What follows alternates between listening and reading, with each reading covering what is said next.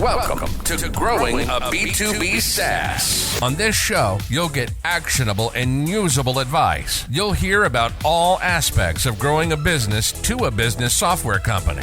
Customer success, sales, funding, bootstrapping, exits, scaling, everything you need to know about growing a startup, and you'll get it from someone who's going through the same journey. Now your host, Joran Hoffman. Welcome back to the Grow Your B2B SaaS podcast, where you get advice on growing your B2B SaaS no matter in which stage you're in. To grow your SaaS, you will need to hire people. After COVID, hiring globally and remote has become a lot more normal. Why should you care about hiring globally as a SaaS company? That is what we're going to talk about today. My guest is Amir Reiter. He's the CEO and founder of CloudTask, a B2B sales solution marketplace where you can find B2B lead generation companies, remote workers, and B2B sales products, including Redditis. Before CloudTask, he worked at Drift, HubSpot, NetSuite, and a couple of other companies. Without further ado, welcome to the show, Amir. Yeah, thank you for having me here. Cool. We're going to dive in with the Dutch blunt question. Why should people listen to you today? Because I took $250,000 without any investors and turned it into a net 7-figure run rate within 4 years. So I don't think I'm the person to talk to about going from $1 million to $100 million, but a lot of people that have not broken the net 7-figure lane I could probably speak to, as I've been there, done that. And that would be my reason as why to listen to me if I was in their shoes. Nice. And it's definitely a good reason. We're going to talk about why should you hire globally as a SaaS company. Maybe the first question to begin with, when should you actually start thinking about hiring globally? You've always been hiring globally, especially if you're in America. America is a huge, diverse country. Not only is it a diverse country, but you probably have had diversity quotas in the last 5 years. So you've already been hiring globally. The only thing you've been doing is that global talent that's been awesome in your office, their cost of living is 10x because now they moved to San Francisco. So how do you keep that amazing global talent that you're already working with and reduce your costs by 5x is by actually letting them work remotely in their country. I don't think the statement is why should people hire globally. I think it's more of a statement of you've already been hiring globally. You're not going back to the office. Time to save some money. Yeah, and that's definitely the case for US companies. Here in Europe, often they begin in their own region and then hire globally. As in, No, I'm talking to the US now. I'm talking to the US and the UK. I'm talking to the countries that became global, that are on the decline now. I'm like, they are. Yeah, and I think you already touched upon it a little bit. In US, if you're going to hire in different states, it's almost already considered hiring globally because you have so many different rules in different states you have to comply to. I like San Francisco is now basically Gotham without Batman. If anybody's working in San Francisco remotely, they're like living in Marin County or living in Palo Alto where it's safe. They're not coming to the office anyways. It's too dangerous for them. So might as well let them live somewhere else where they don't need to rent a 1-bedroom for $4,000 a month. That doesn't really help your business. They could go rent a 1-bedroom for $300 a month in Medellin, Colombia, and live happily ever after. When hiring globally, often you think about outsourcing as well. Why should companies care about outsourcing? I think people don't understand the difference between outsourcing and global hiring, and that's a definition. I think that what people don't understand is that the word outsourcing refers to an agency. So if you have a lawyer, but you access your lawyer through a law firm, you're outsourcing your legal work to a law firm, unless you hire a lawyer internally. Same thing if you have an accounting firm, that's outsourcing. If you have a call center, it's outsourcing. You're not actually outsourcing by hiring somebody globally. You're just hiring a remote global person. To outsource, you'd have to be hiring an agency, which you can. So the big difference is that if you were hiring SDRs, which are called sales development reps, just because they live in Colombia or live in Latin America does not mean they're outsourced. They're actually going to have your email address. They're going to be paid for their time. Sounds like an employee to me. The only difference is that they're paying their own taxes. And you can make them an employee. You can hire people globally, not through our marketplace, because our marketplace, there'd be independent contractors, freelancers, and no liability. But if you wanted to hire anybody as an employee and give them employee benefits in their country, there's Let's Deal, Remote.com, Globalization Partners. They're all doing that. People need to understand, too, that global hiring and outsourcing are not the same thing. If you hire someone directly as your contractor, freelancer, or employee, those are just ways of calling them. That's not outsourcing. That's just remote hiring. If you hire somebody who's managed by a company, that would be outsourcing. But people always confuse it. And as soon as you talk about somebody globally, they do default to the term outsourcing. The only thing that might have in common is the saving of money. maybe that's the parallel. But yeah, outsourcing would, in my terms, would be that they work for an agency that you access to.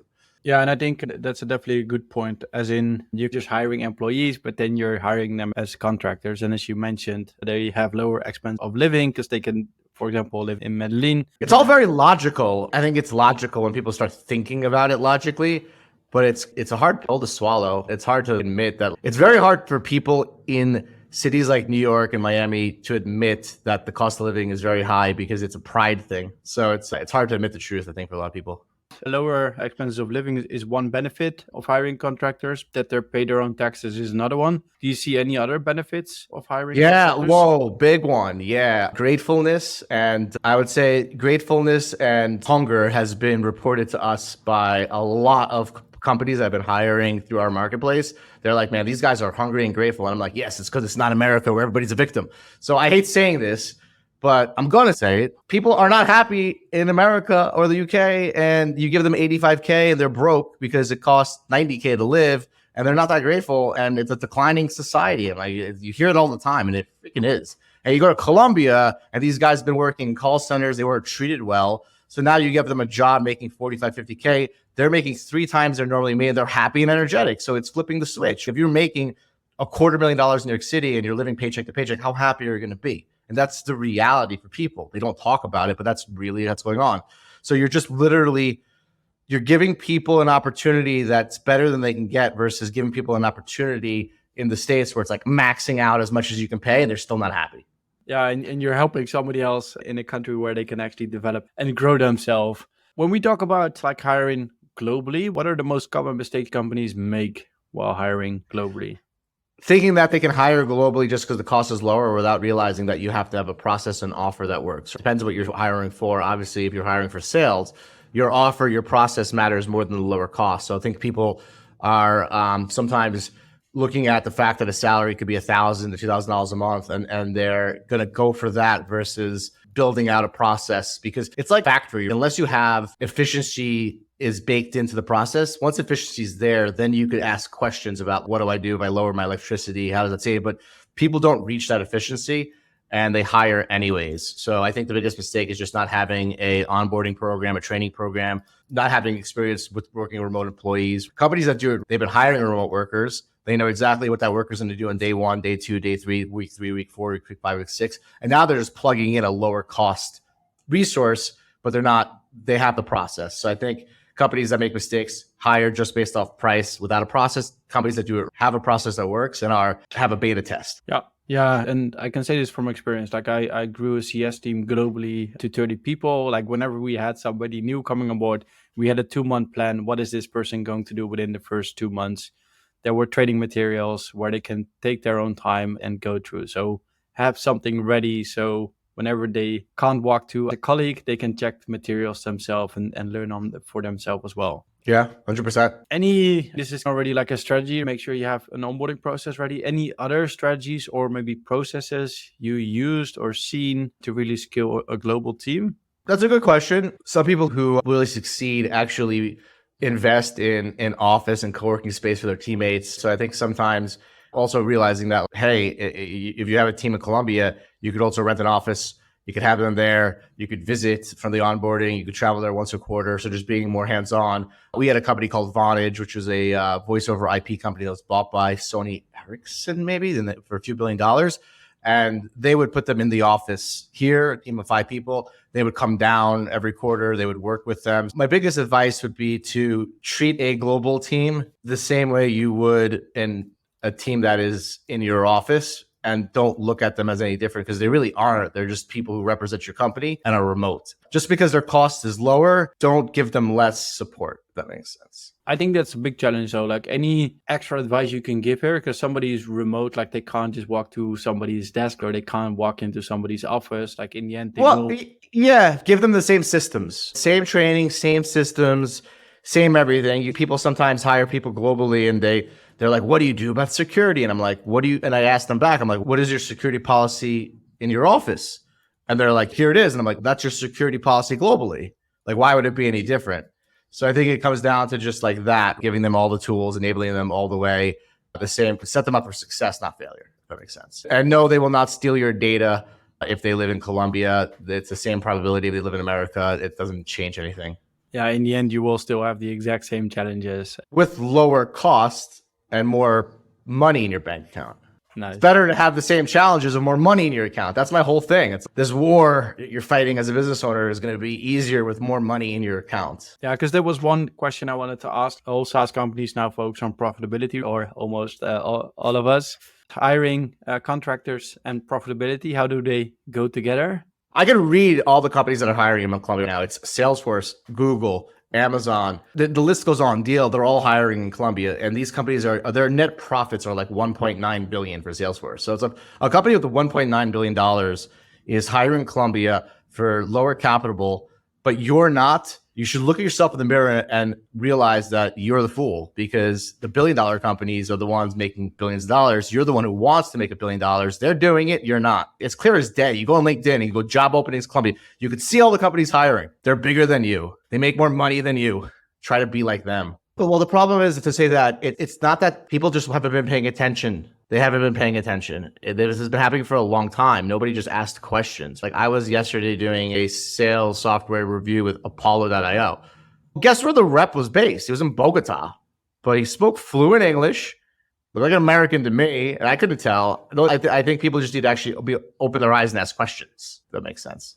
Maybe come back to the question I wanted to ask. Like, I think it's going to be scary maybe for companies who haven't done it before. Maybe walk through the process, because our companies are scared to do the first hire or get over that step. What would you give for advice as in hiring the first contractor globally, so not somebody within the job? That's a good question. I would say hire for a position that has been working very well, that you have the most process in place, like customer support or sales, or something that's already been working, and don't run any experiment. Don't hire globally being like, let me hire globally an SDR, but I never had an SDR before, and I'm going to hire that SDR globally. That's a recipe for failure, because that's a high chance of failure locally in your office. So I would say hire like your executive assistant, your administrative assistant, the person who does your email. Hire for the easiest work first, and then work your way up. Yeah, and as you mentioned, you have to have a good foundation, good processes. So give them the same treatment. Don't experiment. Yeah. Be like, I've been doing this role for 3 years. I've had 3 people doing it. They get paid $70K a year. They've been great. I have everything locked down. Let me hire globally for his position at $35K and see what happens. That's a safer bet. Growing a B2B SaaS is tough. We know. This is why we started Reditus. We help you to grow your monthly recurring revenue without high upfront costs. How? By leveraging someone else's network and only giving away a commission when they deliver you a paid client. It's called affiliate marketing. It's already a really cost-effective and scalable revenue channel.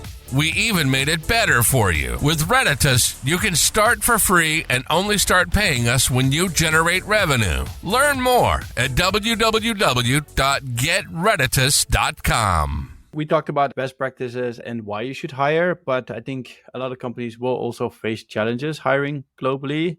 Can you name some challenges you've run into or companies running into while hiring globally? I think one of the big challenges is just be like nuances in the culture. This is similar to America. Like in America, they say that the average American doesn't have $1,000 for an emergency, which is a true statement.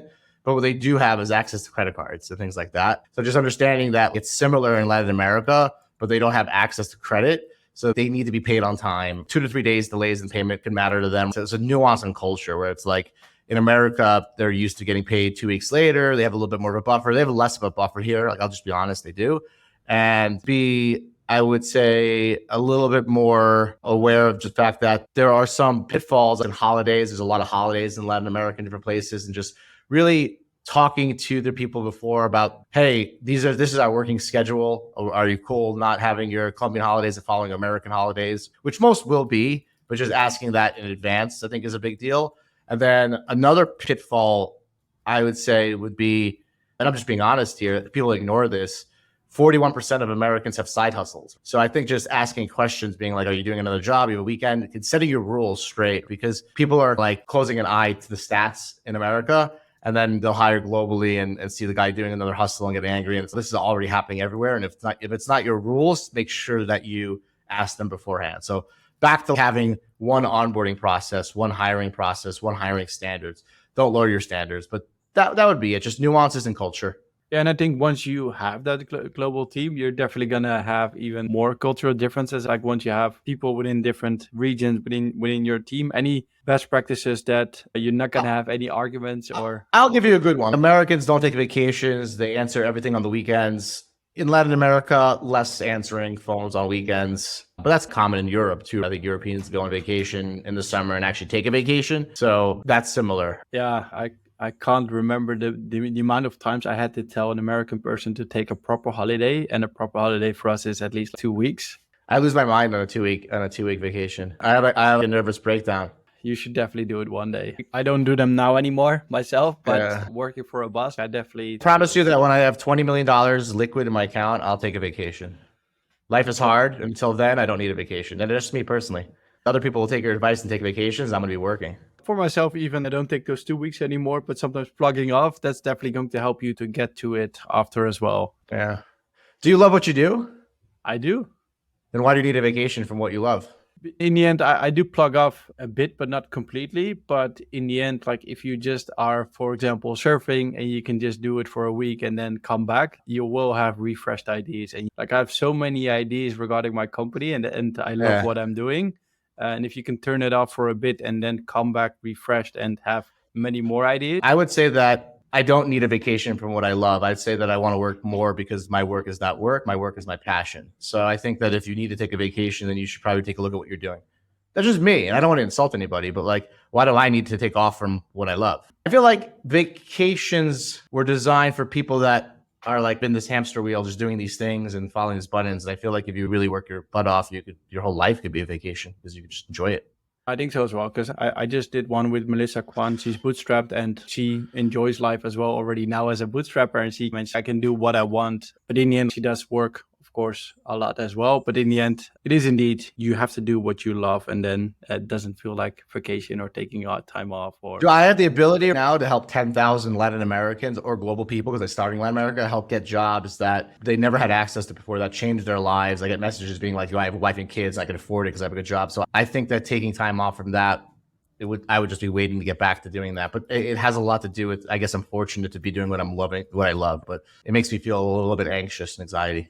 Yeah. When we go back to hiring globally, or at least like hiring, we had a big shift, of course, with COVID. Do you see any big changes happening now in hiring? That's a good question. Yeah, I do. I think there's been a boom of global hiring. Like I mentioned, those companies, globalization partners, they all became unicorns because people are hiring globally. So I think that the huge enterprises are doing it because they're profitable and they're doing it. And I think it's now trickling down to the mid and small company. But I think that's been a big shift. I think during COVID, I think global hiring has probably gone up. I don't want to throw a stat out because I don't know the exact number, but I think it's probably gone up substantially. And I think remote work is here to stay. And I don't think we're going back to the offices. I'm in an office because I choose to come to the office, but no one's forcing me to. And this feels like my house. I feel like remote work's not coming back. Remote work's here to stay. And I feel like we're not coming back to the office.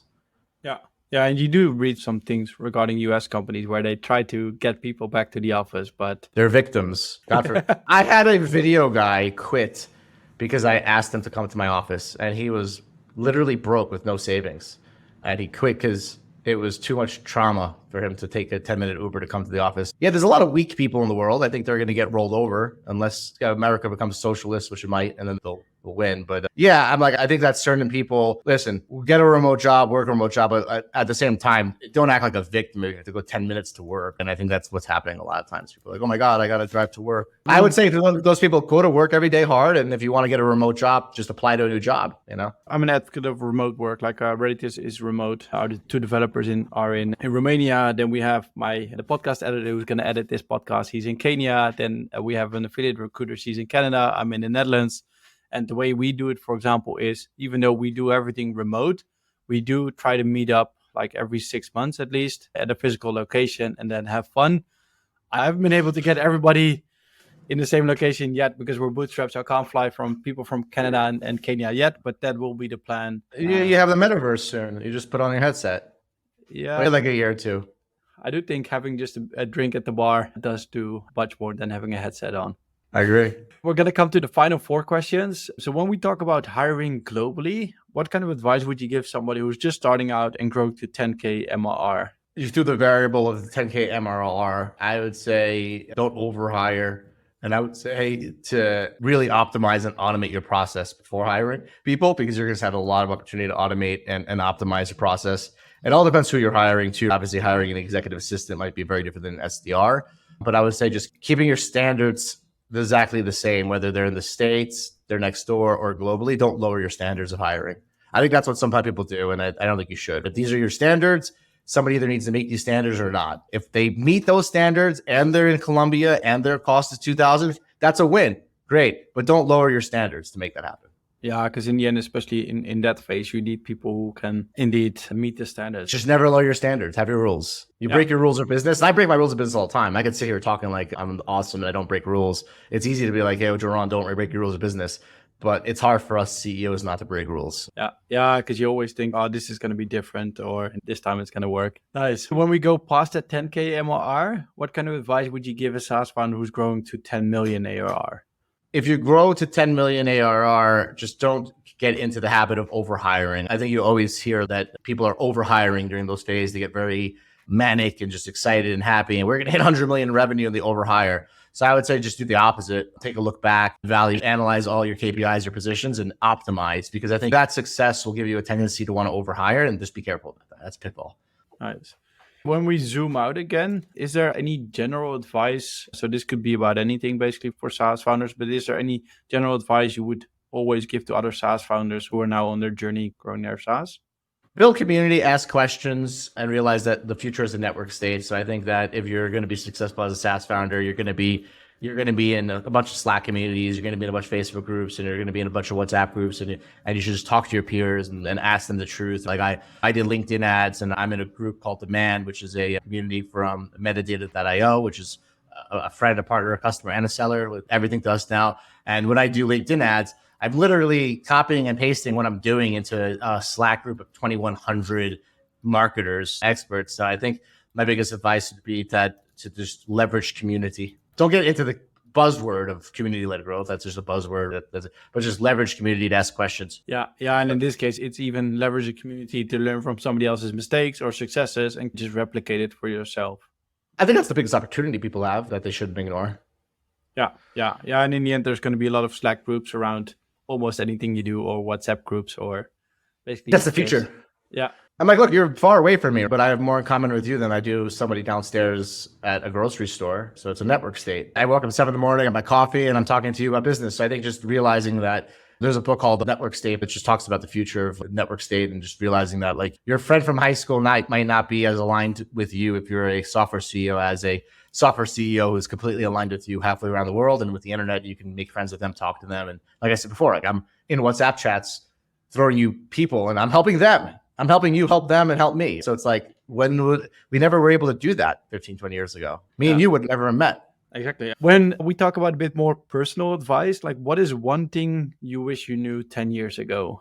Best business advice I'd give to people is understanding that the average millionaire is minted at age 40, and stop getting distracted by like flukes of nature, thinking that you're a loser somehow if you didn't make it by age 26 or 29, and also not to be distracted by people that like buy Shiba coin and make $20 million. Just leave the jealousy on the table. I never felt jealousy, and I've experienced people that have displayed that on me, and I think it holds them back. So I think the biggest thing is to just look at the stats, know that you got time, and also make sure that your job is not something that you need a vacation from. People might disagree or agree with that, but with the last, they're supposed to agree or disagree. It's called an opinion. Nice, but it's good advice. If people want to get in contact with you, Amir, what would be the best way to do? Pull up Amir Reiter, and you can find me on LinkedIn, Instagram, Facebook. I use my name everywhere. And you could message me on LinkedIn. You could literally hit my link tree on LinkedIn, hit my WhatsApp chat. I'm very easy to reach. Good. For people listening, just go to his profile. We're going to link it up, and then you can even find his number and just get to it. So if you are looking for something related to B2B sales, they have CloudTask. It's a B2B sales solution marketplace. Hit him up, and you will find Redditus on there as well. Yeah, you will. It's true. You are in our software department. Exactly. Thanks for coming on to the show, Amir. My pleasure, man. Cheers. Have a good one. You got it. See ya. You've been listening to Growing a B2B SaaS. Joran has been ahead of customer success before founding his own startup. He's experiencing the same journey you are. We hope you've gotten some actionable advice from the show. And we hope you had fun along the way. We know we did. Make sure to like, rate, and review the podcast in the meantime. To find out more and to hook up with us on our social media sites, go to www.getredditous.com.